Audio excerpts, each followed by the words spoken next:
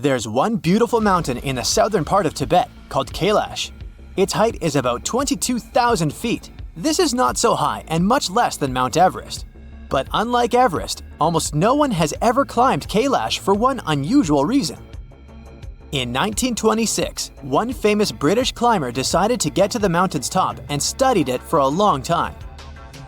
The Mountaineering Association informed him that the mountain was completely inaccessible. Despite this, he continued trying. While exploring its northern part, it started snowing at that moment. It was impossible to work in such conditions, so he gave up this idea and left. The next attempt to climb to the top of Kailash was made by another climber, Colonel Wilson. Together with his companion, they figured out the most suitable passage to the top. They were confident they would achieve their goal, but the harsh winter ruined their plan. The colonel wanted to come back again, but he never did.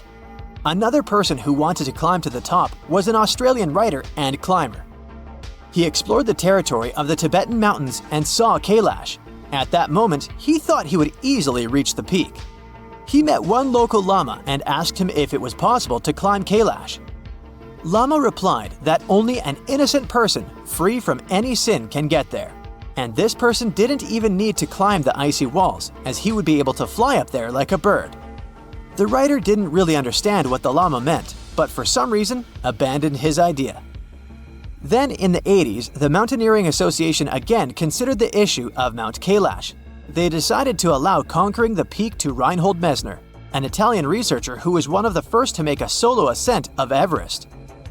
When he heard the offer to climb Kailash, he refused to conduct an expedition. He said, "If we conquer this mountain, then we conquer something in people's souls."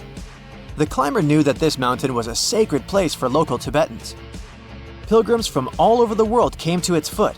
Reinhold Messner knew this and didn't want to do something that could offend other people. No one is allowed to climb to the top of this mountain, but you can go to its foot to feel the energy and enjoy the beautiful view. Put a photo of the Rainbow Mountains and a canvas with a painted landscape next. It will be difficult to distinguish the drawing from reality. These mountains look like paintings. This is a real art of nature. Rainbow Mountains, located in one of the geological parks of China, shimmer with almost all the colors of the rainbow. The rocks seem to be covered with glass and reflect sunlight. This place got these colors thanks to the sandstone and minerals. These substances have been pressed for 25 million years and have made Rainbow Mountains one of the most beautiful places on Earth. We are in the Philippines. There are more than 1,000 unusual hills spread over a vast area. No, this is not a photo of chocolates. This is chocolate hills. They're small. The height of the largest reaches about 400 feet. You can quickly climb to the top in a few minutes. The peculiarity of these hills is that hundreds of thousands of people daily sprinkle these peaks with millions of tons of chocolate chips. And then, when it melts, the incredible smell of cocoa spreads throughout the territory. Okay, just kidding. Of course it's not chocolate chips. Every hill is covered with green grass. During the dry season, it dries out and gets a chocolate brown hue. This landscape is just a great photo for a package of sweets. Perhaps some company has already printed it on its box. Imagine a small mountain, about 33 feet high and 330 feet wide. It's not even a mountain, but a small hill. Nothing grows on it. No grass, no trees, just dark sand. But the peculiarity of this mountain is that it can move. Every year, it passes a distance of about 66 feet. Look at it, remember its position, and come back in 12 months. It will change the location, but also change its shape. Moving Mountain is located in the savanna of Tanzania. This massive dune has been moving in different directions for 3 million years. In fact, it doesn't consist of sand, but of magnetized volcanic ash. Once upon a time, a volcano erupted here. The settled ash formed these hills. If you take a handful of this ash and throw it into the air, it will be attracted to the total mass of the dune. A strong wind makes them move, but magnetic forces keep the sand together. One day, the mountain split into two parts and went in different directions. One of the most mysterious and strange mountains is located in North Carolina. This is Mount Brown. Externally, you won't find anything special in it, but try to take a tent and spend a couple nights there. Perhaps you will remember these nights for the rest of your life. People have often seen mysterious lights flying around this mountain. These strange fireballs fly high speeds over the top and disappear into the evening sky. Sometimes they disappear, appear, and disappear again. At first, people thought this was the result of ignited evaporating nitrogen, but this theory was refuted. Then, someone said that the balls were the light from the locomotive's headlights, but after the railway was flooded and the train stopped working, people continued to see the lights. There were reports of white, yellow, orange, and blue lights. Many are sure that they are optical illusions. One physics professor decided to check the validity of this version. He spent several years in this region, next to the mountain. Almost every day he filmed the rock, and one day he managed to catch these strange objects. In July 2016, he recorded Brown Mountain with 2 cameras from different angles, and both filmed a flying fireball. If it were an optical illusion or glare on lenses, then one of the cameras wouldn't have captured this phenomenon. This proves that the balls are real, but their nature is still unknown. One of the men claimed he had touched the flying ball when it was flying on the highway. The man said he felt an electric current. Now this place attracts thousands of tourists from all over the world. Fans of strange and unexplained phenomena like to come here. This mountain looks pretty scary and lifeless. It's located on a small volcanic island in the Tasman Sea, Australia. The island is called Ball's Pyramid. The sharp mountain range on this land has a triangular shape and a height of 1,800 feet. This is almost twice the size of the Eiffel Tower. It seems like some evil mad scientist or vampire lives on the top.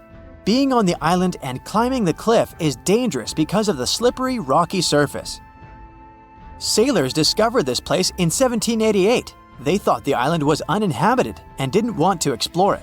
Then, after more than 200 years, people still wanted to explore it. This place was considered lifeless for a long time, but scientists found unusual inhabitants there in 2001.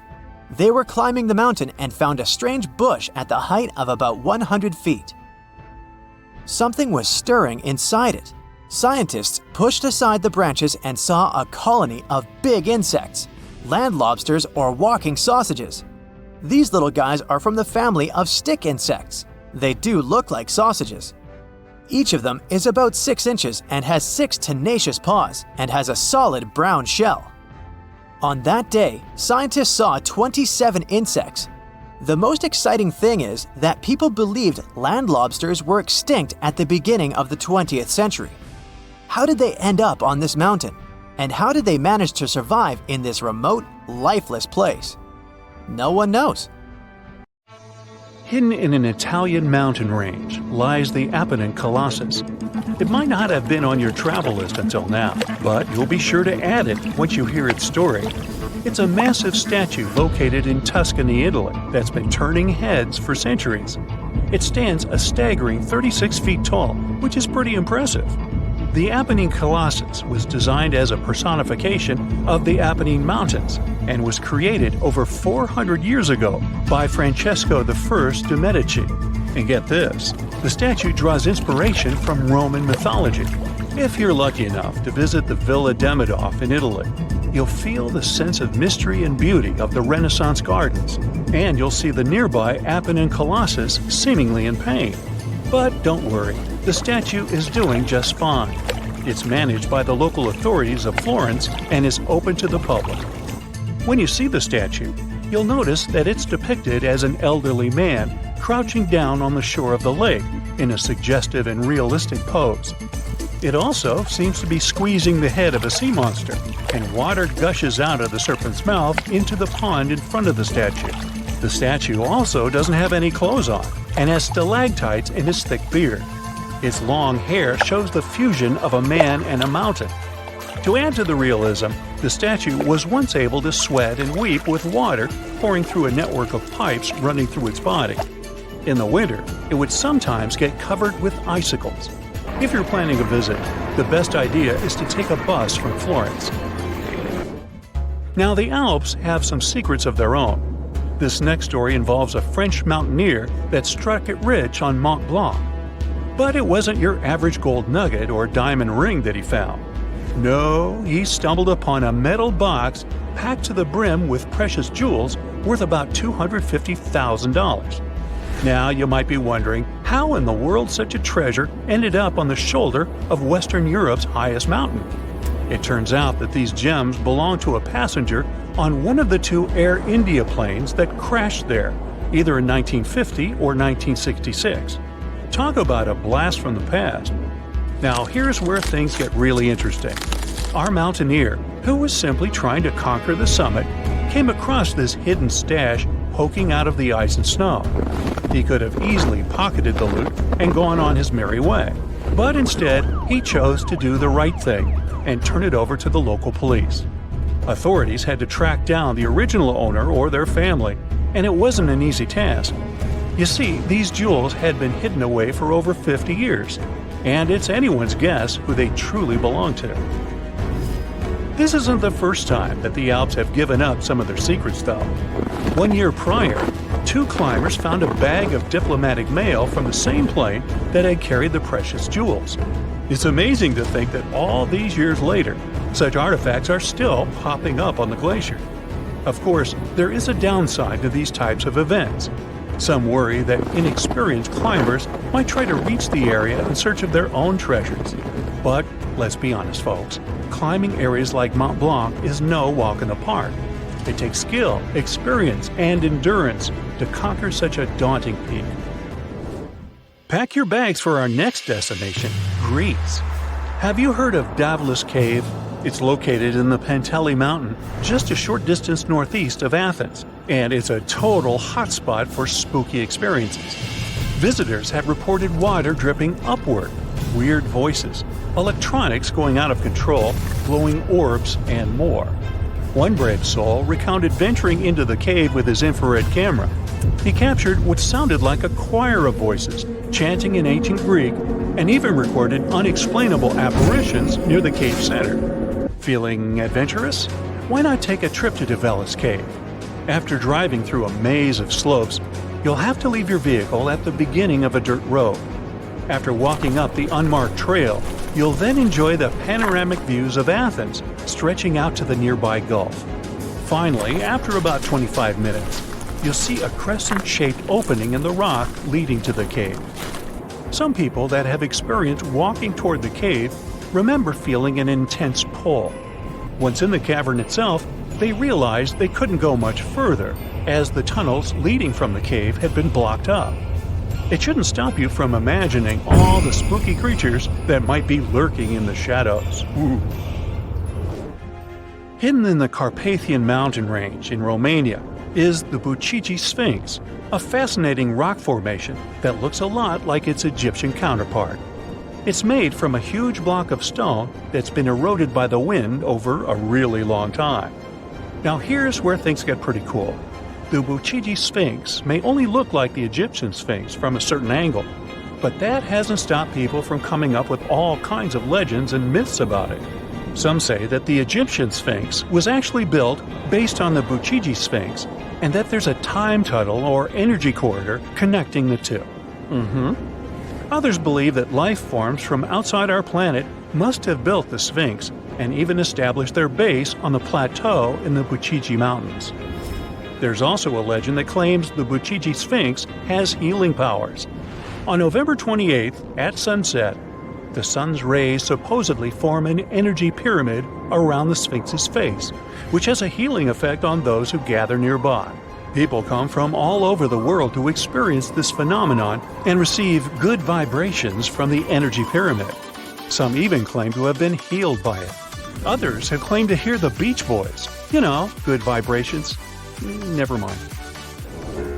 Now, back when we had little knowledge of geology, people used to make up all sorts of stories of how mountains came to be. Mount Fuji makes no exception and has a fascinating myth behind it that's been told for generations in Asia. Once upon a time, there was a struggling farmer. The poor guy couldn't grow anything on his barren land, and his family was suffering. One fateful night, he was jolted awake by an earth-shattering sound. He thought it was the end of the world and woke his family to flee their hut. To their surprise, they witnessed the birth of a massive mountain, the mighty Mount Fuji. It was a miracle. The eruption created fertile soil, and the farmer, along with his family, could finally thrive. He even gave the mountain a cool name, Fujiyama, which translates to never fading mountain. Japan is located in one of the most lively places on Earth. Yup, it's along the western edge of the Ring of Fire, a big horseshoe-shaped club that circles around the Pacific Ocean, the eastern side of Asia, and the western coast of the Americas. It's a pretty popular spot for all sorts of geological activity, like volcanic eruptions and earthquakes. This may sound like a surprise, but Mount Fuji is actually a volcano. It has a pretty impressive resume, having erupted more than 15 times since the year 781. The last time it did, it was preceded by a massive earthquake of over 8 points on the Richter scale. That last eruption of Mount Fuji happened in 1707. It was so powerful that a nearby village was supposedly lost in the volcanic disaster. For centuries, nobody could confirm if the village ever existed. As time went by, new towns were built on top of the place where the remains of the settlement supposedly were. But in recent years, researchers dug deep and found some volcanic ash and charred remains of buildings, proving that the village and its destruction were, in fact, real. Now the mountain is considered dormant, having had its last signs of volcanic activity in the 1960s. Well, that's a relief. There are many miles of undiscovered areas beneath the crust we can't even come close to. Scientists found what appears to be underground mountains buried inside the mantle. Our planet is divided into 3 layers: the crust, the mantle, and the core. The crust is where 8 billion people, trillions of trees, and millions of animals live and thrive. There are also different types of crust in the land and the ocean. The oceanic crust contains unique rocks and is denser than the land crust. We all see how the Earth is divided and color-coded to show the crust, mantle, and core in textbooks. But there are also special layers in between that not everyone talks about. The mantle is divided into the upper and lower part, which is the transition zone. Since the mantle acts as the geological recycling center, the plate tectonics don't only move side to side, but up and down. It's actually why all the volcanoes appeared. The magma spews out to the surface or even underwater, and then sinks back down and repeats. The transitions go down 250 miles and then 410 miles. And in this bottom layer, scientists keep discovering the hidden landscapes. The mountains in the mantle are more rugged and much larger than the ones on the crust. Scientists found a mountain range with peaks higher than Mount Everest. Some of them are as high as 600 miles. When the continents were still landlocked together, there may have been some hidden lands now underwater. Theories suggest that Iceland used to be part of a larger microcontinent, Icelandia, which connected present-day Iceland with Greenland and Scandinavia. The idea digs even deeper to a greater Icelandia, which includes Britain. But after the split, these bigger lands sunk with everything in it. There are also theories about New Zealand being part of Zealandia, a hidden microcontinent within the same region. So it could be that these mountains used to be part of old Earth that are underground over the billions of years of natural occurrences, but still it isn't very likely. One theory is that these underground mountain ranges could be leftover slabs of rock that descended from the surface to the transition zone from the moving of the tectonic plates. As they sink, the large pieces break down into smaller ones, and as they compile over the millions of years, they form what appears to be underground mountains. Since the mantle is the geologic recycling zone, it's likely that the rocks down there used to be part of the surface. They weren't large pieces of land that got hidden, just like dogs hide bones in the garden, but it takes way more time to hide mountains. Some parts of the mantle appear to be smooth, while others aren't so much. The parts that have a cluster of rocks could contain hidden elements in the underground mountains. The smoother parts don't have much seismic or volcanic activity, while the rough parts do. The best way to study those underground landscapes is to wait for an earthquake or a volcano eruption to happen. Seismologists can observe the Earth's interior with special scanners, just like doctors use ultrasound to examine a patient. They can even see minor details and not huge chunks of rocks. A strong enough earthquake can send shock waves to the Earth's interior, even through the core and back up to the surface. Depending on where they occur, seismologists can observe and study the intensity of the waves as they move back and forth. On smooth rocks, the waves can travel in a straight line, but once they reach a rough area, the waves tend to scatter. The temperature and composition of the materials can make the waves move faster or slower, but this info isn't exactly accurate and won't contribute a lot to the actual data of the underground mountains. So, by analyzing the scattered waves on ships and utilizing the Earth's magnetic field, scientists can figure out everything they need to know. But these studies are only good enough to figure out the interior in today's state, not how the Earth changed over the past 4.5 billion years. However, scientists are certain that mantle material still dates back to the beginning of Earth's original formation. The question, why not just dig a hole to the center of the Earth and see what's going on down there, might seem logical. The deepest hole humans have dug so far is the Kola Deep borehole in the Russian Arctic that goes more than 40,000 feet deep. The locals claim they can actually hear screaming coming from below. It took almost 20 years to drill as far as they went, but it's literally merely scratching the surface of what's underneath. They dug about 1/3 of the crust, which is only 0.2% to the center of the Earth. Getting there is beyond us, just like trying to reach the sun. No human can handle the amount of pressure down there. Going down the Mariana Trench, the Earth's deepest point, requires special gear to withstand all the immense pressure.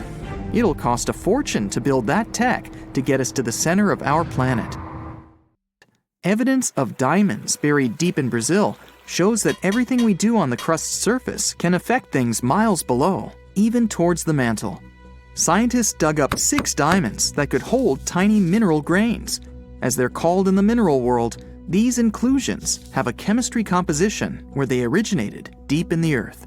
Typical diamonds are formed at depths less than 125 miles in the upper mantle, where it's extremely hot. The high pressure and boiling temperature down crystallizes carbon and creates diamonds. But humans can't dig all the way down there. They mine them by detecting where a deep volcanic eruption happened that expelled these diamonds to the surface. These eruptions occurred millions of years ago, when dinosaurs used to rule the Earth. They shot out the diamonds that were in the mantle and are now embedded within the cooled down volcanic material. That's where people mine them. But these special diamonds found in Brazil originated from a much deeper point than usual, which can further help scientists study the depths of the Earth. They can extract these inclusions and analyze them in a lab to tell where exactly these minerals come from. In the lab, scientists study inclusions, each just 15 to 40 microns wide, less than a quarter width of a human hair.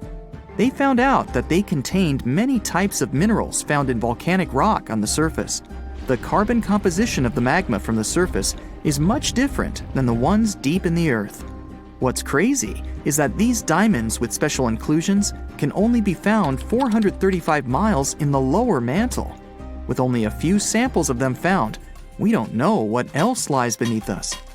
It's possible that those mountain ranges underground, taller than Mount Everest, can have traces of diamonds all around, which would prompt excavators to dig them up and saturate the market with them. These diamonds are less flawed than the usual ones and might even come in many sizes. It's possible to see diamonds as large as a car or as small as a grain of rice. There might even be new diamonds with different chemical compositions than the ones we find near the surface. The largest diamond in the world is the Cullinan, which can fit in the palm of your hand. It weighs around 1.3 pounds and is 3,100 carats. It was found in 1905 in South Africa. For anything to exist on Earth, you need carbon. In a nutshell, the carbon cycle is when plants and algae release carbon dioxide into the atmosphere, or dissolved in water through photosynthesis. It's converted into carbohydrates and stored as fat. Later on, Carbon dioxide is released into the atmosphere through breathing, which the plants benefit from, and the cycle goes on. Scientists claim that there might even be a carbon cycle in Earth's interior. The oceanic crust has a lot of carbon sediment that could mix with the upper and lower mantle layer. But there still isn't enough evidence to support this. The deep diamonds might be the key to popping open that theory. Only time will tell. It was 29,002 feet in 1954. 22 years later, it grew by 27 feet. In 1999, the top was 7 feet higher. In 2020, it was 3 feet less than that. What gives? Mount Everest is still the tallest mountain in the world, even though its height is constantly changing. It had been measured for the first time long before anyone even climbed it. In the 19th century, there used to be this thing called a theodolite, the grandfather of mechanisms engineers and land surveyors use today. It measured the angles between two horizontal points.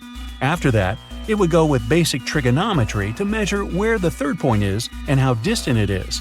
That's how mountains are measured. It was complicated because people who measured it had to know where sea level is. Now, there's no sea near the Himalayas, which is why surveyors had to walk all the way from the Bay of Bengal to do the measuring.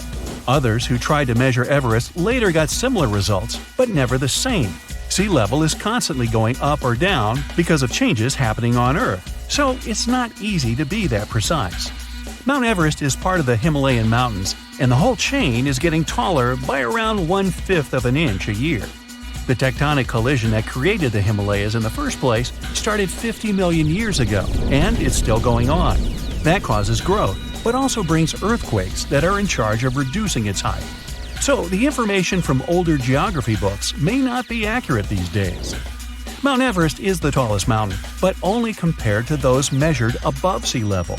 There's Mauna Kea volcano in Hawaii, and if you measure from its underwater base, it's 4,000 feet taller than Everest. Antarctica actually has several time zones, 9 of them to be precise. The Great Wall of China. Nope, it can't be seen from space. Sure, sometimes you can identify it when in lower Earth orbit, but at these heights you can see many structures built by civilization. For example, the Great Pyramids of Giza. When on the moon, you can see some green vegetation and a beautiful, mostly white sphere, lots of blue, and patches of yellow. Gulp. Oh no, you swallowed a gum accidentally. No worries, your body won't need 7 years to digest it.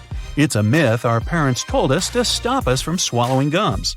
Your body can't digest the ingredients found in gums, so it'll simply move it along. You don't swallow 8 spiders a year while sleeping. Spiders, luckily, don't care about humans, and they don't have any prey or something else that might interest them in your bed. They see you as some kind of a big rock. The air coming from your mouth is creating vibrations that will stop them from trying to get into your mouth. A popular story that famous physicist Albert Einstein failed math in school isn't exactly true. He failed in botany, zoology, and language sections at an entrance exam to a school in Zurich. He was always great at math. Boy, I sure wasn't. It never added up for me. Humans and dinosaurs never really coexisted. They missed each other by over 60 million years. Oil won't prevent pasta from sticking. If you like adding oil, feel free to, but it will only make pasta greasier. Stir it to stop it from clumping. You only use 10% of your brain, or not. You never use 100% of your brain all at once, but you use every region almost every day.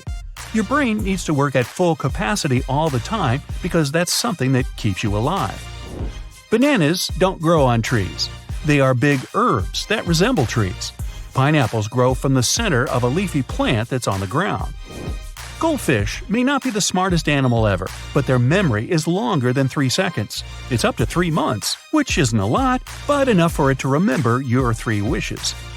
Shaving won't thicken your hair. It'll grow the same as it was. You may only think it's darker or coarser because the hair will grow back with a blunt tip. Coffee lovers, don't worry, caffeine won't dehydrate you. It does have a diuretic effect, but still, the amount of water in your coffee has the opposite effect, so you're good. You won't damage your eyes if you're too close to the TV screen. That blue light coming from it causes strain in your eyes, but it's a temporary condition.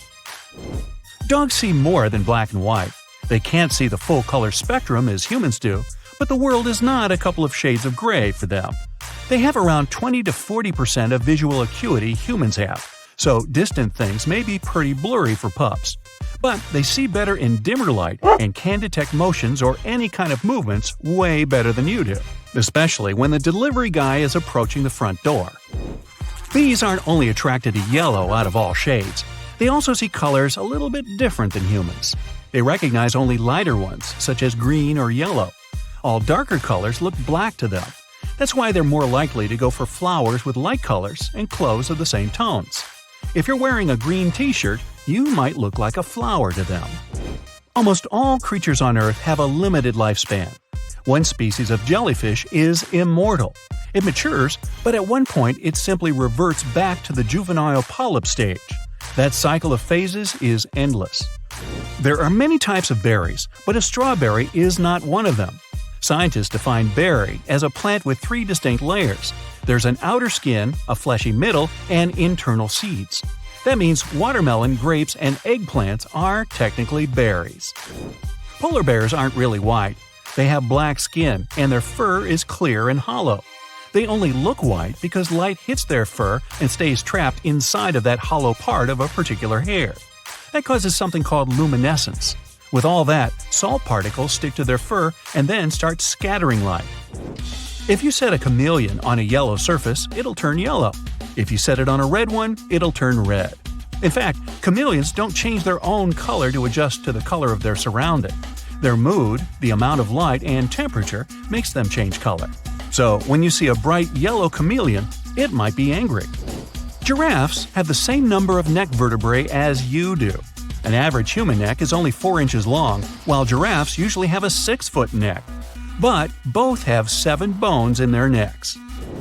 Pirates don't have eye patches to cover an eye that's missing, but to increase their night vision. They had to be aware of everything going on around them. So, many think it's just a dry desert with nothing but sand over there. But research shows there's definitely water on Mars. Scientists found big saltwater lakes under the ice at the planet's south pole. Bats are not blind. Their eyes are small and they don't see that well during the daytime, especially not so sharp and colorful as humans do. But their vision is adapted to different conditions and is excellent during the nighttime, unlike ours.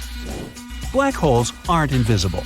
A black hole is a very compact and huge object that has an extremely powerful gravitational pull, so strong even light can't avoid it. The swallowing center is something scientists call the event horizon. It's surrounded by a glowing circle made of rock, debris, and space dust, so it can be seen pretty well. Scientists even got the first pictures of it.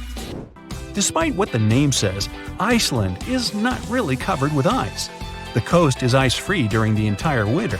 There are glaciers, but also lots of geysers and active volcanoes. In 2010, one of them woke up and threw up so much ash into the sky, air transport across Europe had to be stopped for a couple of days. Green peas, lentils, peanuts. Wait, peanuts? Yup, that's right. They don't belong to the group of nuts, but legumes. Moon has a dark side. Not quite. The side that's facing away from the Earth is no darker than any other part of its surface. Sunlight equally falls on all of its sides, so it only seems to be dark from our perspective. The near future. Our planet is running out of energy sources, and the human population is growing. There's less free space on Earth every year. People have to move to other planets as soon as possible, but there isn't enough energy for spaceships and interstellar voyages. You're a member of a group of scientists searching for energy sources in the universe. Solar power, windmills, hydro, and thermal power plants. It's not enough. You offer an adventurous but risky idea. You want to create an object and accelerate it to the speed of light. This object will start generating infinite energy. Other scientists immediately reject this idea. Such an experiment can destroy the entire planet and even the solar system. If something moves faster than light particles, it creates a black hole.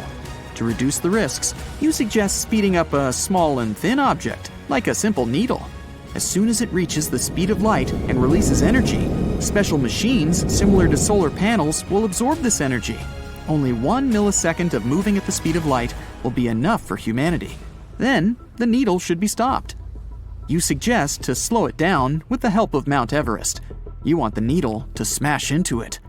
As soon as you start working on the experiment, you face an unsolvable problem. An ordinary needle, like any other object with mass, can't reach the speed of light. According to the laws of physics, it's impossible. To do this, you need to turn the needle into a beam of photons. The metal of the needle will be erased into dust during acceleration to the speed of light. Earth's atmosphere shows strong resistance to a moving object. So now, you need to create the strongest durable material in the universe. It not only has to withstand the air resistance, but also not be torn apart by the energy growing in it. When any object increases its speed, its energy increases too. You need a lot of money to create such a needle. But before you get it, you have to conduct this experiment in a simulation program to prove you're doing the right thing. This program is a computer hologram of the solar system. The program imitates and visualizes all the laws of physics. You can run your experiment using this model, and if it goes well, you'll get money to implement your plan. So, you create a computer simulation of the needle. Then, you build a machine with an incredibly powerful engine. It works like a rocket. Several motors are attached to the needle. They help reach the speed of sound, then charge the needle with energy and release it. Using the charge force, the needle should accelerate to the speed of light and crash into Everest. You'd need to set the launch spot of the needle a long way from the mountain for the whole operation to work out.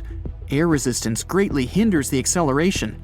The needle's path must pass through thousands of miles of free space. You decide that it's better to launch the experiment from space, where there's no resistance. To do this, you build a base on the moon in the simulation. Computers calculate the exact start time and needle position. You need to know the speed of the Earth's movement around its axis and the moon's movement around our planet. The slightest deviation from the course can cause the needle to crash into the ocean or a city. If it gets into the water, severe floods and tsunamis will happen all around the world. The computer calculates the ideal moment for the needle to fly. You're ready to start the operation. Scientists and presidents of different countries are watching the simulation. You're so nervous, you're sweating.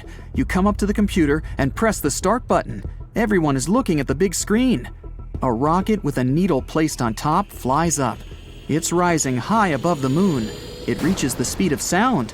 The first engine falls off. The rocket's mass decreases and its speed increases. Half the distance between our planet and the moon is gone. There's 2 engine turbines left. The speed of sound is exceeded by 10 times. The second engine falls off. The needle is approaching the Earth's atmosphere. The third engine generates a huge charge of energy, strikes it into the needle, and flies away. The needle turns bright red and hot like the sun. It penetrates the Earth's atmosphere. The protective layers of our planet can't prevent the needle from reaching its goal. The sky lights up with a bright flash. In the next half second, the needle will hit Everest at the speed of light. 2 seconds later, your experiment will fail. And here's why. The greater the speed of any object, the larger the mass and the amount of energy that accumulates inside. When the needle reaches the speed of light, its energy begins to increase indefinitely. The mass grows to infinity. And when this happens, a black hole is formed, a massive object with an incredible gravitational force that absorbs absolutely everything, even light particles, photons, and the time dimension. This is called the event horizon. Literally, everything that is an event, time, space, matter, is absorbed by the black hole. No one knows what is inside the black hole. After 1 millisecond, the needle almost reaches the speed of light. It releases a huge amount of energy into the atmosphere. If you look at it in slow motion, you can see how the air is ionized. That is, the air molecules are split. In nature, this process occurs during lightning flashes. Our sun also has ionizing energy and disinfects the air. The needle cuts through the Earth's atmosphere. The sky is lit up with a bright light. All the clouds and every water molecule around the needle instantly evaporate at the high temperature. The sky becomes crystal clear hundreds of miles around the spot. In the center of this clean circle is the needle, and it's approaching Mount Everest. Hundreds of thousands of tons of snow burn up as soon as the needle gets close to it. It has reached the speed of light. A thick layer of ground melts and flies away in different directions. It looks like someone has thrown a spear into an ice cream mountain. Everest can't handle so much energy and is torn apart into a million pieces like a sandcastle. The incredible power of the blast wave destroys everything around. Stone, wood, soil, leaves, concrete, everything falls apart into billions of pieces because of the powerful energy and heat. Then, all these molecules are erased. The needle moves faster than photons, and as soon as it overtakes the light, it starts to overtake time. From the needle's point of view, all events begin to go in reverse. The mass of the needle becomes infinite, and the greater the mass, the greater the energy. A burst of unthinkable gravitational force absorbs all space. Land, trees, nearby cities, the Earth's crust, and the core, everything disappears in a matter of seconds. A black hole absorbs light and time. An absolute black void has come. The black hole is growing. Holographic International Space Station is shrinking thanks to the strong pressure of gravity and is being pulled into a black void. Then it's the moon's turn. The force of gravity increases quickly. The hole is getting heavier and more massive. All the planets of the solar system collapse as the gravitational black giant grows. The sunlight goes in and never comes back. The black hole becomes thousands of times heavier than the sun. Our star splits into millions of thin strips of light, like spaghetti, and spits out powerful streams of energy. An empty sector of outer space with an expanding black hole is in the place where our solar system was just moments ago. Meteorites flying past it also fall into the trap. Just one small needle managed to cause such a disaster. The simulation ends. The program breaks down because it can't calculate further events. You realize it was a bad idea after all. You decide you'll try to get the energy from the Earth's core instead. If nature had its own movie, it'd be a mix of Avatar and Interstellar. And I'm not even kidding. How else could you explain something as surreal as avalanches that spark blue light or pink lakes? The thing is, these aren't CGI, and I'll show you how Earth manages to pull these off. In October 2024, a guy was lucky enough to be at the right place during the right cold night and got to record a blue avalanche. I mean, it was mainly white, but it quickly flashed a blue light while it was running downhill. Now, scientists aren't totally sure how these blue flashing avalanches happen, but they have some ideas. One part of the mystery comes from a thing called triboluminescence, which is when light is created by rubbing or breaking something. It can happen on many different occasions. One of them is with ice structures. This happens because of friction, like when two things scrape against each other, causing a little bit of sparks to appear. It's a cold light, meaning it doesn't come from heat, just from pressure or movement. Sometimes when ice cracks or breaks under pressure, it can make a tiny electrical charge. When something disturbs ice blocks, making it crack, this ignites a reaction. The trapped ions are charged particles, and when they suddenly get released, they start moving around. This big release of energy is what creates flashes of light. In this case, a blue glow or flash of light. All of this happens absurdly fast, so to actually witness this release of light is super rare. In June of 2024, people in the US witnessed a massive emergence of cicadas that only appear once every 13 or 17 years. Cicadas spend most of their life cycles underground. While they're still nymphs, they can spend multiple years feeding on tree roots. Some species can spend up to 17 years under the earth before they're ready to re-emerge to the surface and officially turn into adults. But 2024, both 13-year and 17-year-old cicadas appeared at the same time. And since 13 and 17 are prime numbers, this event only happens once every 221 years. The forests got absurdly loud. You see, cicadas can sing anywhere as loud as 80 to 120 decibels. They usually sing in groups, which is why it tends to get pretty loud. Someone who actually lived through this event said they could yell at full strength while inside the forest and not hear themselves at all. When cicadas come out of the ground, the male insects produce loud songs by vibrating their abdomens to attract females. With millions of insects from both species singing together, you were in for a real-life natural symphony. Some people mistook these cicadas for locusts and called it an infestation. All the way down in Senegal, Africa, lies a unique lake. Arriving there, you might think you're walking out of a spaceship and into an unknown planet. After all, have you ever seen pink water before? The so-called Lake Retba, or Lac Rose, as known by the locals, has become internationally famous for shining its vivid pink color. And yes, you can swim there if you'd like, but you should know the water is extremely salty. Lake Retba is known to be one of the world's saltiest lakes, with a saline level of about 40%. And in case you're wondering why the water is pink, I assure you this has nothing to do with otherworldly factors. It's actually due to the high levels of salt. The algae, known as Dunaliella salina, is the one responsible for the pink shading. These algae produce red pigments that absorb sunlight, giving the lake its striking pink color. But if you'd like to catch the lake at its brightest color, you should go during the dry season, between the months of November and June. In other months, the rainwater dilutes the pigments and its color becomes less distinct. You can also find a bubblegum pink lake in Western Australia. It was actually crowned as the 10th most otherworldly sight in the world. Lake Hillier is shaped like a footprint and measures over 1,900 feet in length. You can really see how the pink stands out next to that deep blue ocean sitting next to it. Hey, look here. Any ideas what this is? Take your wildest guess. Okay, it looks like a river, right? But that doesn't look like water flowing on it. When locals first saw this happening, they didn't know what it was. So, to make things easier, they just called it Sand River. It sure was a good guess, but it turns out that what these people saw is more or less an optical illusion. It's not sand, but it's not exactly water either. You see, in arid environments, it's pretty rare for hails to happen. And in this case, what we're seeing are thousands and thousands of floating hailstones.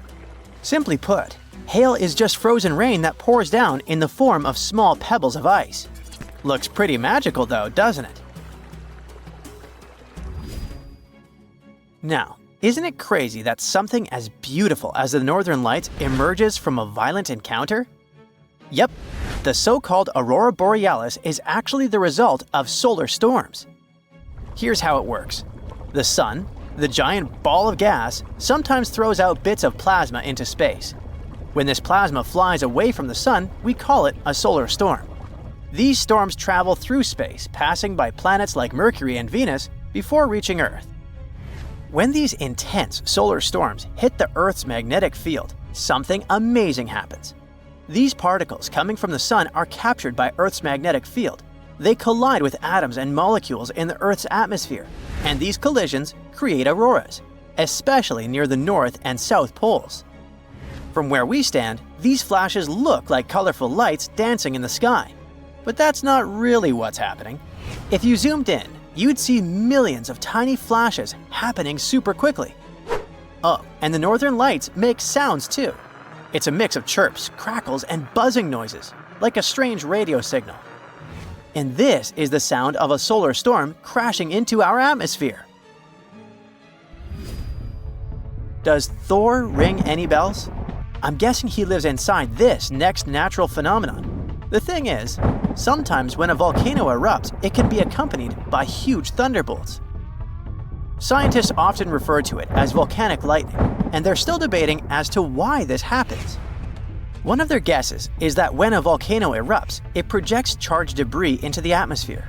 These charges then react with other charges already present in the air, which can result in a bolt of lightning. Cool, huh?